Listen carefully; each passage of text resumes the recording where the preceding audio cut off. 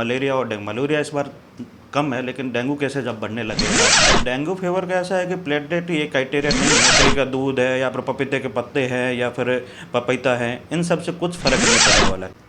नमस्कार दोस्तों, आप जुड़ चुके हैं हमारे YouTube और Facebook चैनल पर। आज हमारे हेल्थ टॉक सीज़न में हम आपसे मिलवाएंगे हमारे बाड़मेर मेडिकल कॉलेज के वरिष्ठ फिजिशियन डॉक्टर सुरेंद्र सिंह जी भाटी से, जिनसे चर्चा करेंगे बदलते मौसम में और बारिश ऋतु खत्म होने के बाद मच्छरों के कहर ने किस प्रकार से मरीजों में इजाफा किया है, किस प्रकार से डेंगू और मलेरिया के रोगी बढ़ रहे हैं हॉस्पिटल में। डॉक्टर साहब से पूरी जानकारी लेंगे, क्या होता है डेंगू, कैसे फैलता है, क्या डेंगू जानलेवा है या नहीं, इस डेंगू से बचने के लिए आप अपने घरेलू उपचार क्या कर सकते हैं, अपनी दिनचर्या में कैसे बदलाव करें, डॉक्टर साहब से जानेंगे। सर नमस्कार। नमस्कार। सर, बदलते मौसम में मरीजों की संख्या में इजाफा हो रहा है, आपके हिसाब से बदलते मौसम में मरीजों को क्या ध्यान रखना चाहिए और किस प्रकार से उनकी दिनचर्या में बदलाव करें? बदलते मौसम में मरीजों का इजाफा हो रहा है, ज़्यादातर फीवर के मरीज आ रहे हैं जो फेब्राइल इलनेस के साथ में आ रहे हैं।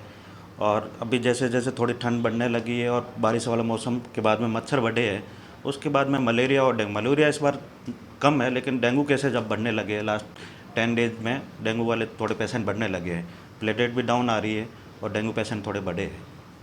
सर, लोगों का मानना है कि डेंगू मच्छरों के काटने से होता है, क्या डेंगू केवल सिर्फ मच्छरों के काटने से होता है या इसके और भी अन्य कोई कारण होते हैं? नहीं, अन्य कोई कारण नहीं होता है, मच्छर से ही ट्रांसमिट होता है। फ्लेवी वायरस होता है जिसका ट्रांसमीटर होता है एडिस एजिप्टी करके मच्छर होता है, वो उसके थ्रू उसके काटने से वायरस का होता है, बॉडी के अंदर ट्रांसमिट हो जाता है और उस वायरस की वजह से फिर जो चेंजेज आते हैं, फीवर आता है, वो उसके बाद में। सर, अक्सर देखा जाता है डेंगू फीवर में जो प्लेटलेट्स है वो कम हो जाती है, तो कहाँ तक प्लेटलेट्स की संख्या है जो मरीज को ठीक होने की संभावना उसमें अत्यधिक होती है, और कई बार ऐसा देखा जाता है कि जब अत्यधिक प्लेटलेट्स कम हो जाती है तो मरीज को या तो रेफर करना पड़ता है या उसको आकर फर्दर इन्वेस्टिगेशन के लिए भेजा जाता है। डेंगू फीवर का ऐसा है कि प्लेटलेट ये क्राइटेरिया नहीं है ट्रीटमेंट का या फिर उसका इनकी सीवियरिटी का। मैन है, पहले इनकी डेंगू की 3 स्टेज होती है। डेंगू फीवर होता है, डेंगू हेमोरेजिक फीवर होता है, डेंगू शॉक सिंड्रोम होता है। डेंगू फीवर के अंदर जनरलाइज वायरल इलनेस होती है और फीवर आता है और उसके साथ कोई डेंजर साइन नहीं होते। डेंगू हेमोरेजिक फीवर के अंदर प्लेटलेट डाउन होना, इक्कामोसिस यानी कि शरीर पर चकत्ते पड़ना, शरीर लाल होना, कहीं से ब्लीडिंग होना, ये सारे उसके अंदर होते हैं। और डेंगू हेमोरेजिक शॉक होता है, शॉक के अंदर फिर उसका ब्लड प्रेशर डाउन होता है, शॉक इनकी उसके अंदर पानी की कमी हो जाती है शरीर के अंदर और पेशेंट शॉक में चला जाता है। वो सबसे डेंजर कंडीशन होती है, डेंजर स्टेज होती है, उसका प्रोग्नोसिस ख़राब होता है। बाकी डेंगू फीवर का इतना नहीं है, जनरलाइज कईयों में तो सिम्टम भी नहीं आते, जनरलाइज फीवर होकर निकल जाता है, ये है। और दूसरी बात है कि आप जैसे प्लेटलेट का बोले हैं, प्लेटलेट थोड़ी बहुत डाउन होती है, लेकिन 50,000 तक तो कोई रिस्क वाली बात नहीं होती। 50,000 के बाद में मॉनिटरिंग करना होता है।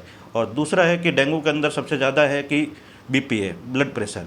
ब्लड प्रेशर जब डाउन होने लगे और शरीर बॉडी पेन करने लगे, शरीर में फीवर ज़्यादा हो और ब्लड प्रेशर कम हो, तो फ्लूइड का ही रोल है और सपोर्टिव केयर का रोल है। जी सर, डेंगू के लिए अपन जैसे घरेलू उपचार करना चाहे तो प्लेटलेट्स जैसे कम हो गई है, तो प्लेटलेट्स को बढ़ाने के लिए या डेंगू फीवर से बचने के लिए घरेलू उपचार के तौर पर अपन क्या कर सकते हैं? घरेलू उपचार के तौर पर कुछ ऐसा स्पेसिफिक घरेलू क्या यानी कि इनकी इन हॉस्पिटल में भी कोई स्पेसिफिक थेरेपी नहीं है, सपोर्टिव केयर ही होता है जो पेशेंट को दिया जाता है। और इसके अंदर सबसे ज़्यादा है कि फ्लूइड का है, तरल पदार्थों का रोल है, जो तरल पदार्थ है, जूस है वगैरह है, ये ज़्यादा लिया जाए।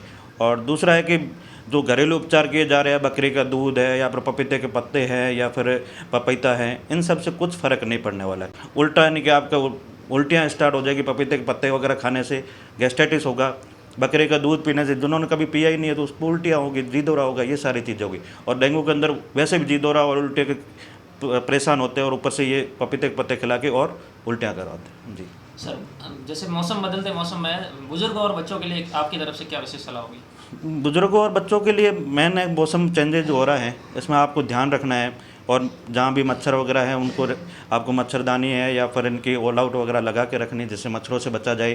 ठंड का मौसम आ रहा है, उनको ठंड वगैरह से भी बचना चाहिए और अपना इनकी हेल्थ चेकअप रूटीनली करवाते रहना चाहिए। और दूसरा है कि जैसे डेंगू फीवर है, जो भी वायरल इलनेस है, उनको टाइमली चेकअप करवाते रहना चाहिए। जैसे फीवर आ रहा है, 1-2 दिन नहीं उतर रहा है, तो डॉक्टर से अगर एडवाइस लेनी चाहिए, जैसा बोला जाए वैसा करना चाहिए। और इसमें इनकी ज़्यादा कोई डरने वाली बात नहीं है, लेकिन रूटीन चेकअप बहुत ज़रूरी है कि आप मॉनिटरिंग में रहो कि आपका ब्लड प्रेशर सही है, प्लेटलेट वगैरह ठीक है, तब कुछ नहीं। और इसके इनकी कंडीशन होती है कि 1 दिन से लेकर चौथे 5वें दिन तक फीवर आता है, उसके बाद में आपके शरीर के अंदर कमजोरी आना, प्लेटलेट डाउन होना, ये सारा चौथे दिन से लेकर 7वें 8वें दिन तक रहता है। इसका टाइम पर एक सप्ताह का होता है, 1 से लेकर 7-8 दिन का होता है। उसके बाद में डेंगू अपने आप रिकवर होने लगे और प्लेटलेट डाउन जाती है, अपनी लोअर कंडीशन तक डाउन जाती है, उसके बाद में रिकवर होने स्टार्ट होती है।